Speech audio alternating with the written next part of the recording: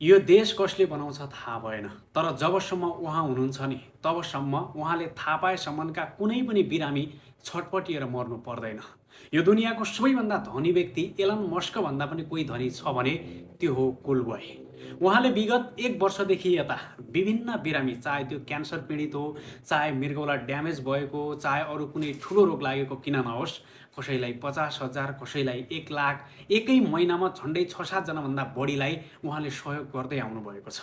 पछिल्लो समय उहाँ धेरै चर्चामा केही कुराले आउनुभएको छ भने त्यो हो सहयोग।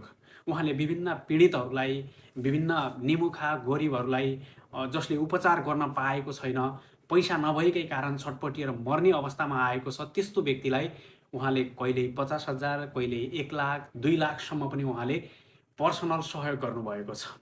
कोही यो दुनियाँमा मनको धनी छ, कोही उदाहरण दिनुपर्छ, कोही मनको धनी छ भनेर कसैलाई प्रश्न पार्नु छ भने त्यो हो कुलबोय। जस मान्छे चाहिँ मनको धनी भएपछि सायद यो धनले असर नपार्ने रहेछ भन्ने कुरा एउटा ज्वलन्त उदाहरण पनि कुलबोय पछिल्लो समय बन्दै गएको छन्।